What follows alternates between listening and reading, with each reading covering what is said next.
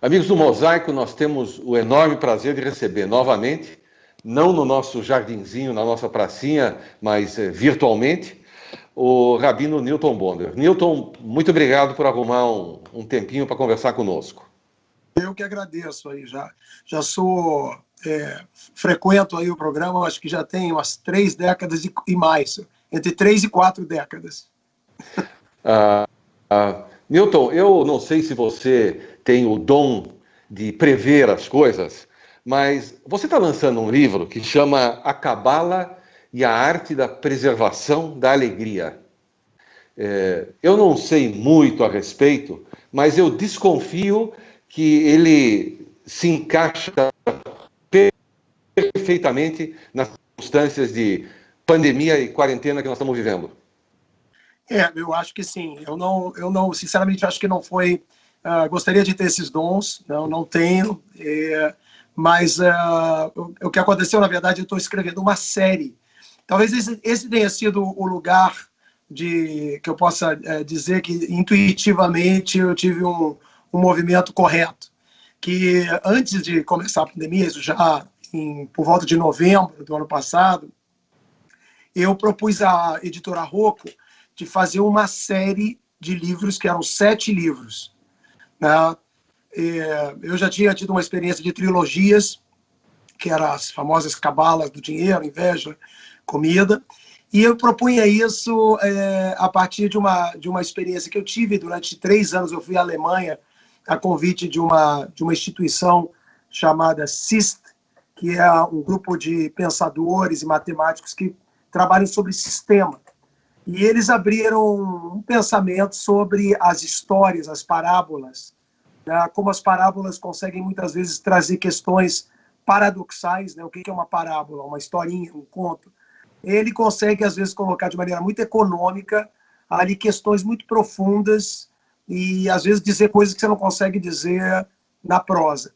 Então, eu voltei dessas experiências muito tocado, e me dando conta que eu já tinha feito aqueles livros da Cabala. Eles eram livros que tinham uma visão muito sistêmica.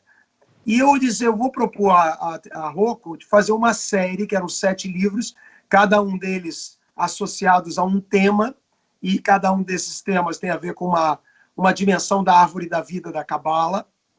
E os temas eram risco, o livro foi publicado, se chama A Cabala e a Arte e Manutenção da Carroça, foi o primeiro livro.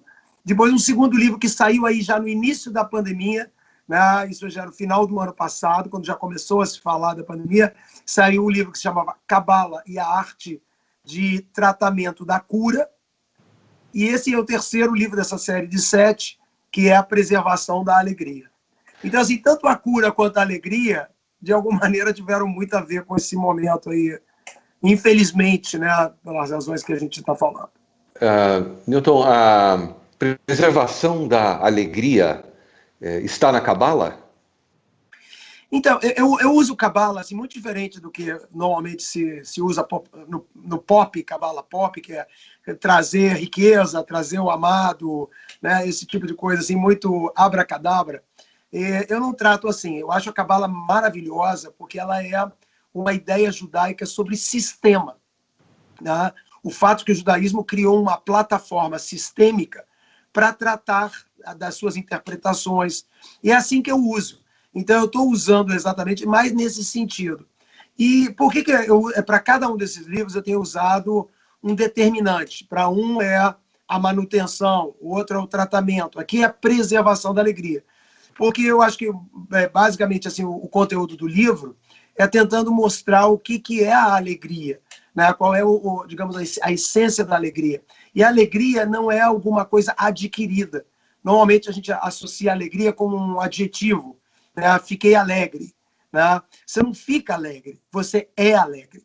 A alegria, ela é um estado associado ao próprio bem-estar da vida.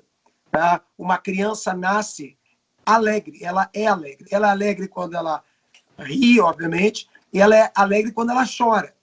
Somos nós que, quando iniciamos um processo de educação, de consciência, separamos essas duas coisas e começamos a criar o que a gente chama da área da tristeza, a área da alegria.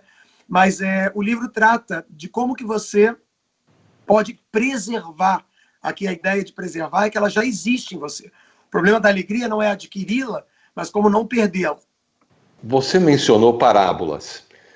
Tem uma parábola que serviria para nós rapidamente ilustrarmos aos telespectadores o que você está contando? Então, esse livro, é engraçado que esse livro ele foi feito tem uma orelha do Marcelo Madureira, que foi um dos fundadores lá do Caceta e Planeta, né, que é um humorista conhecido e até da comunidade judaica, e ele que fez a orelha do livro. E eu já fui logo dizendo para ele, olha só, eu vou te avisar de que esse é um livro sobre alegria e não tem uma única piada nesse livro, né? Em que eu vou basicamente assim explicando e as histórias, né? Elas estão muito voltadas, digamos assim, a 4 elementos que eu vou apresentar apresento no livro. Todos esses livros eles são sempre divididos em 4 áreas. Então, as áreas da alegria são o gosto, que é a área física da alegria, a sinceridade, que é a área emocional da alegria, a autenticidade, que é a área intelectual da alegria, e a graça, que é a área espiritual da alegria. Então, assim, as minhas histórias, os meus contos, eles digamos assim, não representam a alegria genérica, mas são sobre gosto, são sobre sinceridade, são sobre autenticidade, sobre graça. Tá? Então, eu posso contar algum desses contos sobre isso, mas, assim, eu, inclusive, uso um conto em especial, que é uma história de Reb Nachman de Bratslav, um místico nosso, da nossa tradição, muito importante, que é fundador, um Rebbe, que fundou uma dinastia dos Bratslav, e ele tinha um livro sobre a questão da alegria, que chamava um conto que chamava Os 7 Mendigos, onde ele apresenta esses mendigos como são 7 diferentes mendigos, eles são os grandes mestres, porque eles sabem pedir, e a alegria é uma relação com a vida, né? Uma relação de se sentir integrado à vida, né? De que você é parte da comunidade da vida. Então, o pedinte, ele pede. Se eu e você, a gente entrar num hotel, a gente chega e diz, eu quero um quarto. Lembra quando a gente fazia isso na época das viagens? Tudo mais? Então, a gente diz, eu quero um quarto. Mas você já vai logo tirando o seu cartão de crédito, ou o sujeito vai pedir para você o seu cartão de crédito.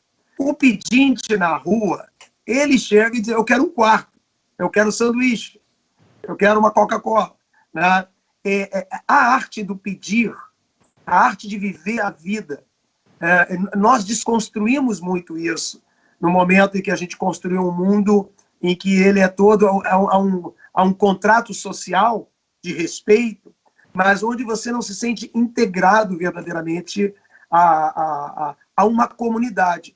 Esse é um dos problemas que a gente está tendo com essa pandemia, que as pessoas se descobrem brasileiros, mas que não existe uma comunidade que cuida. A nossa comunidade judaica tem qual o grande valor nós temos um conceito de comunitas, de comunidade, muito importante, porque você não só é um membro, né, de um grupo, tem uma identidade, mas nós dizemos isso, Kol Israel Arevim Zelazé. Todo judeu é responsável um pelo outro. Então, assim, essa história é a minha história mais importante do livro, que percorre várias dessas coisas, onde o personagem que ensina a alegria é um pedinte, e essa história começa com talvez um elemento também importante da alegria. Primeiro, então, é pedir, saber pedir a vida, acordar de manhã e dizer eu quero. Não é dizer eu quero, mas eu não tenho dinheiro, eu quero, mas eu não posso, eu quero, mas... Né? Você primeiro acorda pedindo, que é uma bênção. Quando você acorda na tradição judaica, você agradece que está tudo funcionando, e você começa a pedir para que as coisas que são fundamentais. Então, essa disposição é que é a alegria. Muito bem. Newton, eu tenho a impressão que eu não devo lhe fazer mais mais perguntas, não só porque o programa é muito curto, mas porque as pessoas têm que ir e ler o livro para descobrir todas as outras coisas que você tem para contar.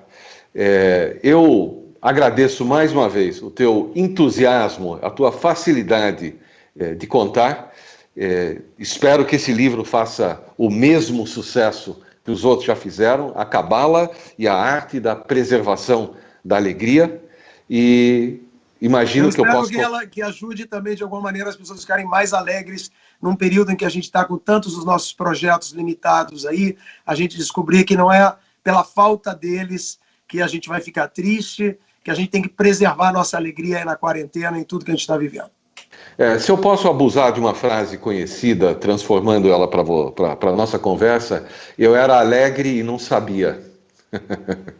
Verdade? Essa é uma frase que você vai sempre repetir, porque você sempre é alegre. E quando você acha que não era, você descobre aí que você em todos os momentos foi, e que pode ter ficado muito, digamos assim, muito tomado por esse sentimento de tristeza e não soube ter os recursos para preservar essa alegria que é natural e inata em todos nós.